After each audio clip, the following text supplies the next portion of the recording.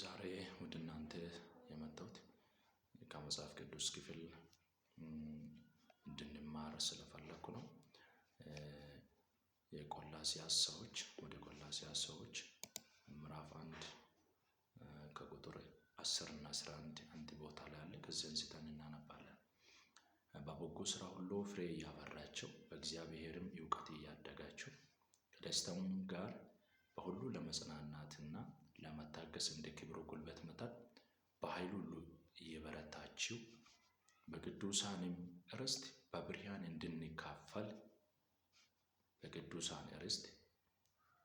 እንድንካፈል ያበቃንን አብን እያመሰገናችሁ በነገር ሁሉ ደስ ልታሰኙ ለጌታ እንደሚገባው ትመላለሱ ዘንድ እንለምናለን ይላል።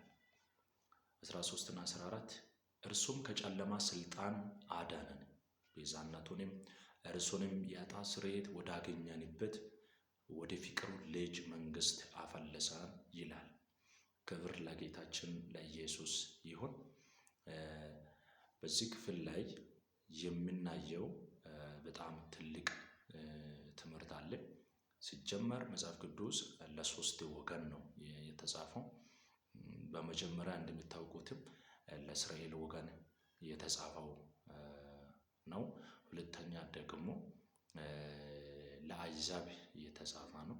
ሶስተኛ ደግሞ ለቤተ ክርስቲያን የተጻፈ ነው። በመጀመሪያ ለምሳሌ ለእስራኤል የተጻፈውን በደንብ መመለከት አለበት። አይተን መተርጎም አለበት። ያንን ተርጉመን ደግሞ ማዘመድ ነው የሚያስፈልገው። ሁለተኛ ደግሞ ለአሕዛብ የተጻፈ አለ። ለአሕዛብ የተጻፈውን ለቤተ ክርስቲያን ብንሰብክ መተርጎም ካልቻለን አይሄድም። ስለዚህ በደንብ መተርጎም ያስፈልጋል። በዚህ ክፍል ላይ ያነበብኩኝ ክፍል ለቤተ ክርስቲያን የተናገረ ነው። ለቤተ ክርስቲያን ነው ይሄ ደብዳቤ የተጻፈው። ምንድን ነው ያለው? በበጎ ስራ ሁሉ ፍሬ እያፈራችሁ። ይሄ ክርስቲያን ባልሆነው ሕዝብ ላይ ፍሬ እያፈራችሁ አይባልም። ማንም ግንድ ቅርንጫፍ ያለ ግንድ ፍሬ ማፍራት እንደማይችል ሰው ያለ ኢየሱስ በእውነተኛ ወይን ግንድ በሆነው በእሱ ላይ ያልተተከለ ሰው ፍሬ ማፍራት አይችልም። በኢየሱስ ላይ የተተከለ ሰው ነው ማፍራት የሚችለው። የምናፈራውን ፍሬ አንደኛ የመንፈስ ቅዱስ ፍሬን እናፈራለን። በምን ምክንያት? በመሰረቱ ምክንያት። መሰረቱ ማን ነው? ኢየሱስ ክርስቶስ ነው የእውነተኛ መሰረት። በሱ ከተተከለን ፍሬ ማፍራት ቀላል ነው። አንድ ዘሩን በምድር ላይ ስንተክል ዘሩ ዘር ስለሆነ ሳይሆን የሚበቅለው ዋናው አፈር ላይ ስለተተከለ ይበቅላል። ስለዚህ ያለ አፈር መብቀል እንደማይችል ማንም ሰው ያለ ኢየሱስ ማፍራት አይችልም። በእኔ ባትኖሩ ፍሬ ማፍራት አትችልም ነው ያለው። በሱ ካልሆነ ያለሱ ምንም ማድረግ አንችልም። ያለሱ ምንም ማፍራት አንችልም። ይሄ ክፍል በበጎ ስራ ሁሉ ፍሬ እያፈራችሁ የሚለው በኢየሱስ ለሆነው ሕዝብ ነው። ሌላ ደግሞ በእግዚአብሔር እውቀት እያደጋችሁ ከደስታም ጋር በሁሉ ለመጽናናት ለመታገስ እንደ ክብሩ ጉልበት መጠን በኃይል ሁሉ እየበረታችሁ ይላል። ስለዚህ በጌታ ኃይል ነው ወንድሞቼ ሆይ በቀረው ዘመን ወንድሞቼ በጌታ ኃይል ችሎታ ይበረታችሁ ይላል። ስለዚህ በጌታ ኃይል ችሎታ እንጂ አማኝ በርትቶ የሚገኘው በራሱ ብቃት በራሱ ኃይል በርትቶ አይገኝም። ስለዚህ ይሄ ክፍል አብዛኛው ለቤተ ክርስቲያን ለአማኞች የተጻፈው የሚነገር ክፍል ነው። ከዚህ ክፍል ምንድን ነው ያለው? በቅዱሳንም ርስት በብርሃን እንድንካፈል ያበቃንን። ገና የሚያበቀው ሰውን ያበቃንን። ሃሌሉያ።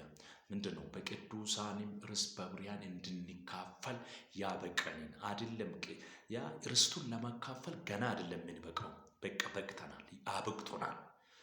ስለዚህ ያበቃንን አብን እያመሰግናችሁ ከቤተ ክርስቲያን የሚጠበቀው አንድ ነገር እሱም ከርስቱ ተካፋዮች እንድንሆን ከብርሃኑ ርስት ከክብር እንድንካፈል ያበቃንን አብን ማመስገን ነው። በነገር ሁሉ ደስ ሊታሰኙ ለጌታ እንደሚገባው ትመላለሱ ዘንድ እንለምናለን አለ። ስለዚህ አንደኛ ከሰማያዊ ርስት እንድንካፈል ያበቃንን፣ ገና የሚያበቃውን አይደለም ያበቃንን ማመስገን ነው። ሁለተኛ ደግሞ በነገር ሁሉ ጌታን ደስ ለማሰኘት ጥረት ማድረግ ነው። ጌታን ደስ የምናሰኘው ለማዳን አይደለም። ለምን ስለዳነን ከመንግስት ሰማይ ወይም ከርስት ተከፋይ አድርጎ ስላበቀን ደግሞ የመንግስት ዜጋዎች ስለሆነን ስሙ በሰማይ ስለተጻፈ እሱን ደስ ማሰኛት ለምን እኛን ያበቀን ወደ መንግስት ስላበቀን እሱን ማመስገን ያስፈልጋል። ሌላ ደግሞ እርሱም ከጨለማ ስልጣን አዳነን። እኛ ከጨለማ ስልጣን ድነናል። ምን ድንበት ጊዜ የለም። አንዴ ድነናል። ምንድነው? ከጨለማ ስልጣን አዳነን ይላል። ገና ሚያድን አይደለም። ይህ ክፍል ለቤተ ክርስቲያን ነው የተነገረው። አብዛኛው አዳነን የሚለውን በቃ ድነናል ብለህ ይለፍ። ለምን ገና እንድናለን የሚባል ነገር ላይ አትግባ። ይህ ክፍል የተጻፈው ለቤተ ክርስቲያን ነው፣ ለክርስቲያን ነው፣ ኢየሱስን ላመነ ሰው ነው። በቅዱሳን ርስት በብርሃን እንዲካፈል እግዚአብሔር ላበቁ ሰዎች ደግሞ እግዚአብሔርን ማመስገን ለሚገባው ክርስቲያኖች ደግሞ ጌታችን ኢየሱስ ክርስቶስን በነገር ሁሉ ደስ ማሰኛት የሚገባ ሆኖ ለተቆጠሩ ለቤተ ክርስቲያን የተጻፈ መልእክት ነው። ስለዚህ ምንድን ነው ያለው? እርሱ ከጨለማ ስልጣን አዳነን፣ እርሱንም የኃጢአት ስርየት ወዳገኘንበት ወደምናገኝበት አይደለም። እኛ ገና አይደለም የኃጢአት ስርየት የምናገኘው፣ አንድና አንድ በተፈሰሰው በኢየሱስ ደም ኃጢአት ስርየት አግኝተናል። ቤተ ክርስቲያን ወይም አማኝ ኢየሱስን ባመነው ቅጽበት የኃጢአት ስርየት አግኝቷል። በዛው ከጨለማ ስልጣን ድኗል። ደግሞ ወደ ፍቅሩ ልጅ መንግስት ገብቷል። ሌላ ደግሞ ከቅዱሳን ርስት ከብርሃን እንዲካፈሉ አብቅቷል። ስለዚህ ይህ የዚህ ሰውዬ ቀጣይ ስቴፑ ምንድን ነው? ጌታን በነገር ሁሉ ደስ እያሰኘ መኖር ነው። ደስ የምናሰኘው በችሎታችን አይደለም፣ በእኛ ውስጥ ባለው በቅዱስ መንፈስ እየተመርን ነው። በእኛ ውስጥ ያለው መንፈስ ራሱ አምላክ ነው። ራሱ የእግዚአብሔርን ጥልቅ ነገር ሳይቀር የሚያውቅ ነው። ስለ ኢየሱስ ክርስቶስ ሊመስክር የመጣ ነው። ስለ ኃጢአት ሊወቅስ የመጣ ነው።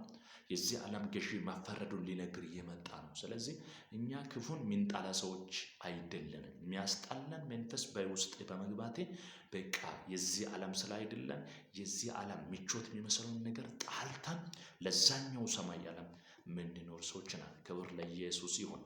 ስለዚህ ከጨለማ ስልጣን ያመነ ሰው ድኗል። ደግሞ ከኃጢአት ስርየት ያመነ ሰው ነፃ ወጥቷል። ኃጢአት ተወግዶለታል። ደግሞ ወደ ፍቅሩ ልጅ መንግስት በቃ አፈለሰን እንደሚል በቃ ወደ ፍቅሩ ልጅ መንግስት ገብቶታል። ገና እንድናለን።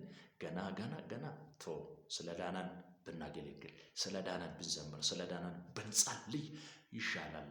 ይሄ ለእናንተ ለሕይወት ለውጥ ይሁን። በኢየሱስ ስም ይህንን መልእክት የምትሰሙት ሼር በማድረግ እንድታግዙ አሳስባለሁ። በኢየሱስ ስም ተባረኩ።